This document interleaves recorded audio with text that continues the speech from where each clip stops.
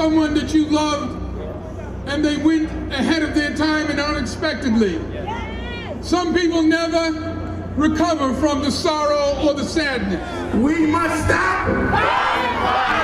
We must stop.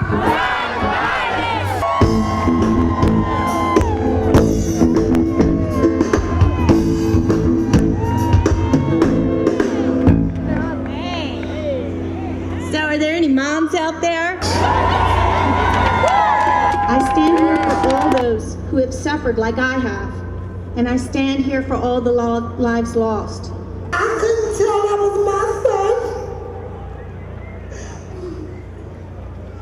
I literally watched the blood run from his head, and I kept saying, why won't they stop the bleeding? Why won't they stop the bleeding, not knowing that he was brain dead? People, please stop the bleeding. You don't know the pain I'm in. You don't know the pain.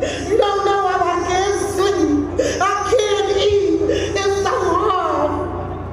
Please stop the violence, please. The number of people who died from gun violence since 1968 exceeds the total number of people killed in all of our wars since we're founded as a nation. 31,000 every year, 32 a day, 8 or 9 kids a day.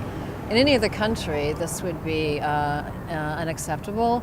And if this were anything other than guns, if, say, their playground equipment were malfunctioning or food poisoning, there would be immediate change in Washington. But because it's guns and because the National Rifle Association is so aggressively lobbying politicians and made them frightened, threatening to turn them out of office with their money if they dare to vote for any sensible gun laws, we've not been able to make any progress.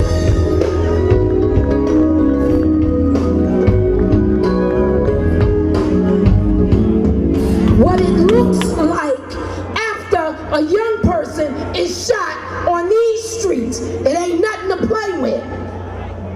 You can't put it back together. You can't bring the life back. Ask about the violence that they face in the street, the kid who is bullying them, because good kids pull triggers too. When you say not my kid, can be your kid.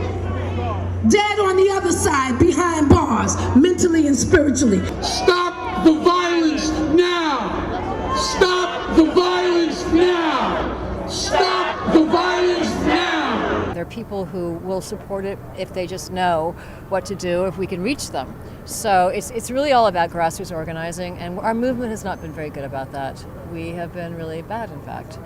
And I think it takes a sustained effort. It takes resources. I think, the parents in Newtown, the grief is still so new, and initially they were in shock, of course, losing their babies that way. And some of them have begun to speak out, and they will. I know they will. You see a lot of people who've suffered from gun violence personally. I mean, I have, which is why I got into this area. My brother was murdered. You can't just have all the victims, and you can't get involved wait till something happens to you. I mean, I think as a society, we should look at what's happening and say, is this worthy of us? Or is this something that truly reflects who we are as a people? That we are tolerating this level of carnage. We're doing it to ourselves. I'm very committed for the next, till it happens, to eliminate all assault weapons in America. Assault weapons are for war. And we live in a great country where we shouldn't have people fighting one another with weapons that are so strong. There should be no assault weapons, because we the people, that's how it's built. The Constitution is built, we the people. It's stronger than NRA. Thank you very much.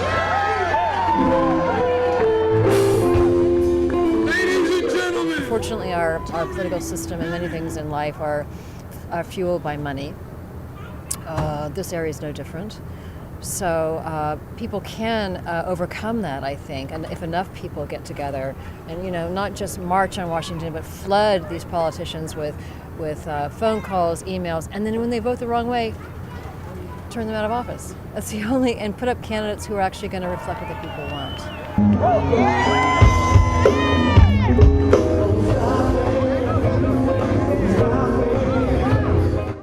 mighty race, accomplish what you will. Accomplish what you will.